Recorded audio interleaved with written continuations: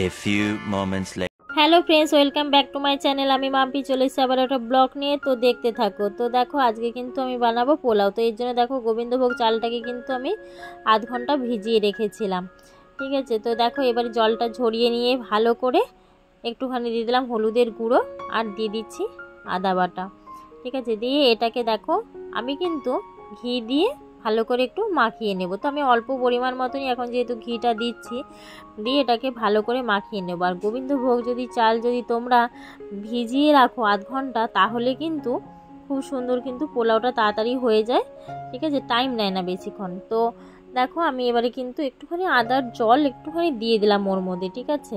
তো এবার দিয়ে ভালো করে গোবিন্দভোগ চালটাকে আমি মাখিয়ে নিচ্ছি।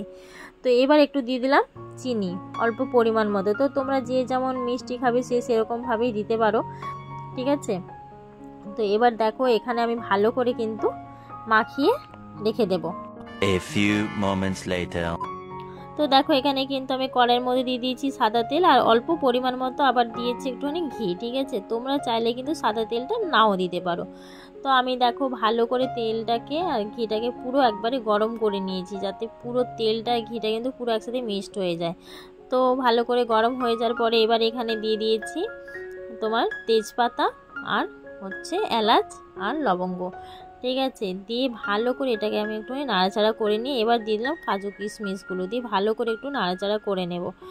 তো দেখো এখানে কিন্তু আমি পুরো লাল লাল করে ভেজে নিচ্ছি, ঠিক আছে। তো তোমরা কিন্তু ভেজে কিন্তু ওই গোবিন্দভোগ চালের সাথেও আবার এটা মাখিয়ে নিতে পারো কাজু কিশমিশটা, আমি কিন্তু তা করলাম না। তো এখানে দেখো এবার যে আমি গোবিন্দভোগ চালটা মাখিয়ে রেখেছিলাম 15 মিনিট মতো, সেটা কিন্তু নিয়ে কড়াইয়ের মধ্যে আমি দিয়ে দিয়েছি। তো দেখো এটাকে এবার ভালো করে একটু নাড়াচাড়া করে নেব, যাতে সব পুরো আরও ভালো করে মিক্সড হয়ে যায়। তোমরা চাইলে কিন্তু অল্প পরিমাণ মতো নুন দিতে পারো, যেহেতু আমি নুনটা কম খাই সেই জন্য কিন্তু আমি নুনটা দিলাম না এখানে। দিয়ে দেখো এটাকে আমি ভালো করে নাড়াচাড়া করে এবার আমি দিয়ে দেবো পরিমাণ মতো জল, ঠিক আছে। তো এখানে দেখো গোবিন্দভোগ চাল যদি তোমার 2 বাটি হয় তাহলে কিন্তু 4 বাটি জল দিতে হবে। যদি তোমরা কাপে মেপে নাও তাহলে কিন্তু কাপে যদি 2 কাপ গোবিন্দভোগ চাল হয় তাহলে কিন্তু তোমাকে 4 কাপ জল দিতে হবে এখানে। তো দেখো এখানে কিন্তু আমি পরিমাণ মতো পুরো জল দিয়েই দিলাম, ঠিক আছে। তো দেখো ভালো করে এরপরে একটু নেড়ে নেব, নেড়ে যাতে পুরো একদম চালটা পুরো ডুবে যায়, ঠিক আছে। তো দেখো এখানে কিন্তু ভালো করে নাড়াচাড়া করে চালটা কিন্তু পুরো একবারে ডুবে গেছে এখানে। এবার এটাকে আমি ভালো করে একটু ঢাকা চাপা দিয়ে দেব আধ ঘন্টা মতো। A few moments later. তো দেখো এখানে আধ ঘন্টা পর ঢাকাটা খোলার পরে দেখো কিন্তু এখানে কিন্তু খুব সুন্দর কিন্তু চালটা সেদ্ধ হয়ে গেছে, দেখো। তো একটু চাপ চাপ হয়ে গেছে, কিন্তু কিছুক্ষণ নাড়াচাড়া করার পর এটা কিন্তু পুরো একবারে ঝরঝরে হয়ে যাবে, ঠিক আছে। তো এইভাবে কিন্তু তোমরা বানিয়ে দেখতেই পারো বাড়িতে। তো দেখো এখানে আমি যত কিন্তু নাড়ছি তত কিন্তু পুরো একবারে ঝরঝরে হয়ে যাচ্ছে, ঠিক আছে। তো তোমরা কে কীভাবে কিন্তু পোলাওটা বানাও অবশ্যই কমেন্ট করে জানাবে, ঠিক আছে।